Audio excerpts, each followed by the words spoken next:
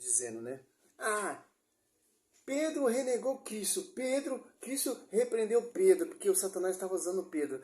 Cara, se você for ver, cara, Pedro, ele é o cabeça. A perseguição é mais quem? A Pedro. Tanto se você for catar o Evangelho de São Marcos, São Lucas, você vai ver o destaque de Pedro, de acordo lá com o destaque de Moisés. Sim, Pedro renegou Cristo sim, porque Pedro não tinha o Espírito Santo, como dizia Atos Apóstolos ali, 4, 8. Atos Apóstolos 2 desceu para a igreja se tornou pública. E tinha pessoas de várias nações ali que entendiam com sua própria língua materna. Para quê? Para não ter essa divisão. Mas vamos até onde vai esse pastor? A mesma visão do Rodrigo Silva, do Augusto Nicodemos, essas igrejas de homens. Nossas vidas. A nossa fé e a nossa esperança em um homem falho, que negou Jesus, que naquele mesmo instante foi inspirado pelo diabo. Ah, mas isso foi antes de Pentecoste. Depois, lá em Gálatas, Paulo repreende Pedro, face a face, porque ele havia se tornado repreensível. Por quê? Porque eles estavam negando a verdade do Evangelho. E aí, algo interessante, porque se fosse para alguém ser o Papa dos gentios, seria Paulo. Primeiro, porque ele escreveu quase todo o Novo Testamento. Segundo, que ele que repreende Pedro. Terceiro, quando eles se reúnem, Pedro e Paulo acabam dividindo. Não todo. O Evangelho de São Marcos, o Evangelho de São Lucas, que era discípulo do apóstolo Paulo, o Evangelho de São Lucas e o Evangelho de São Marcos era discípulo de Pedro. Não foi o apóstolo Paulo que escreveu quase tudo, não, meus queridos. Viu como esse cara, a pregação fajuta desses pastores? Sim, porque Paulo não pode ser o Papa, porque Paulo não teve a revelação. Paulo, ele fala, ele é o último menor dos apóstolos em 1 Coríntios 15 ali, e perseguiu a igreja de Cristo. Então tem uma igreja. O apóstolo Paulo perseguia quem? Os apóstolos 9 ali. Por que Cristo aparece a ele? Por que? Saulo, por que tu me persegue? Se ele estava perseguindo os cristãos. Agora você vê qual é a verdadeira igreja. Se Pedro fosse tão falho assim, Cristo não tinha confiado a ele a chave de ligar e desligar.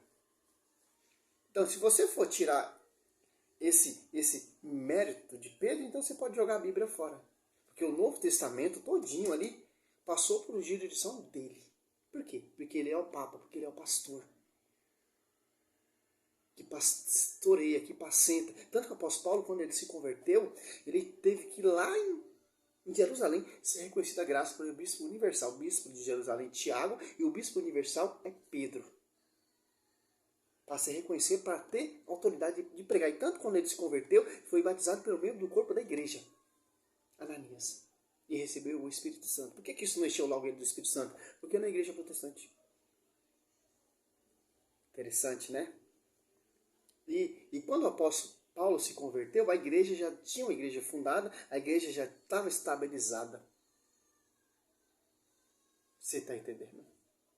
Então, não tem como. O apóstolo Paulo, nem um dos 11 apóstolos poderia ser o pastor, porque a revelação só foi a quem? Mateus 16. A Pedro, estavam os 11 ali. Só um teve a revelação. A pessoa, se os 12 tivessem essa revelação, ia ser igual ao que você vê hoje aí. Ó. A igreja protestante ela é fundada com a revelação de homens. O Edir Macedo teve uma revelação, o Agenor Duque teve uma revelação, a Adventista Sétimo Dia teve uma revelação, o Testemunho de Jeová teve uma revelação, a Triangular teve uma revelação, o apóstolo Paulo fala em Gálatas ali, não há dois evangelhos, é um só evangelho. Se alguém pregar outro evangelho que nós pregamos diferente, ou nós ou algum anjo, seja inválido. Simples, só você ler a patrística, Eusébio de Cesareia. Se você for negar esse pastoreio de Pedro, você está negando todo o ensinamento e fundamento e a igreja que Cristo fundou. Que Cristo enviou quem? Deus enviou Cristo, Mateus, ou Lucas 19, ou 10, 19, 16. Cristo enviou quem? Os apóstolos. Cristo ele é a igreja é sua esposa. Cristo vai para a glória e deixa a sua esposa para para Pedro pastorear, para os apóstolos edificar a sua igreja, que é a sua esposa. Por isso que a salvação está na igreja. Tanto que lá em Mateus fala, as portas do inferno jamais prevalecerão contra ela. Então, pregação sempre é a cabeça. Se a gente for fugir desse fundamento dos apóstolos e negar o pastoreio de Pedro, você está negando todos os fundamentos do apóstolo, dos apóstolos, né?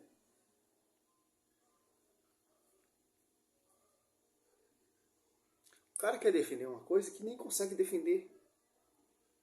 Terceiro, quando eles se reúnem, Pedro e Paulo acabam dividindo as suas missões, e Pedro fica com Jerusalém e Paulo para os gentios, que somos nós. Se era para ter algum papa sobre nós, deveria ser Paulo. Mas eles não aceitaram isso de maneira alguma. Tanto é que Paulo diz assim: quem é Apolo? Paulo é o apóstolo. Quem é Paulo? Quem somos nós? Servos. Nada de sumo pontífice. Nada de o sumo padre, o romano pontífice. A sua santidade. Aqui ele já está mudando. É 1 Coríntios. Tanto que se você for perceber lá o 1 Coríntios 10 ali, o apóstolo Paulo fala para manter a unidade. O povo já está desunido, o povo já está se saindo da verdade. Ele vai dizer aqui, ó, ele lembra também aqui, ó. 1 Coríntios 13, 12. Refiro-me a fato, entre vós, se eu usar essa linguagem, eu sou discípulo de Paulo, eu de Apolo, eu de Cefa, eu de Cristo. Então estaria Cristo dividido? Paulo que foi crucificado por vós, em nome de Paulo que fosse batizado. Quer dizer que ali já está tendo uma divisão. Mas já vai, tá? Está tendo uma divisão ali, ó. Uns queriam ser discípulo de Paulo, outros queriam ser discípulo de Pedro, outros queriam ser discípulo de Apolo. É uma só unidade. É sobre o fundamento dos apóstolos, sobre o pastoreio de Pedro. Aquela discussão que Pedro está tendo ali com o apóstolo Paulo, simplesmente em Concílio Atos Apóstolos 15, ali está tendo uma discussão também. Pedro bota a casa em dia. Concílio é para isso, para discutir as ideias. Jamais Pedro passou por cima do apóstolo Paulo e o apóstolo Paulo jamais passou por cima de Pedro. Interessante, né? Aqui, ó. Simples. Entre cita a revolta de Coré ali, 1 Coríntios 11 ali, ó. Que está acontecendo divisão. O apóstolo fala em Coríntios, tem que ter unidade. Então, Filipenses 2, a igreja de Cristo ela é uma igreja unida.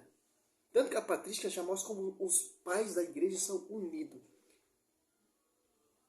O cara cata um texto lá em Gálatas 2, 11, 12, e já pula para o 1 Coríntios 11 em diante. Ele tem que defender uma tese, não costurar a escritura. Não prova nem em Mateus 16, não prova nem lá em Gálatas 2, não prova nem em Romanos, 1 Coríntios 1, os seus argumentos.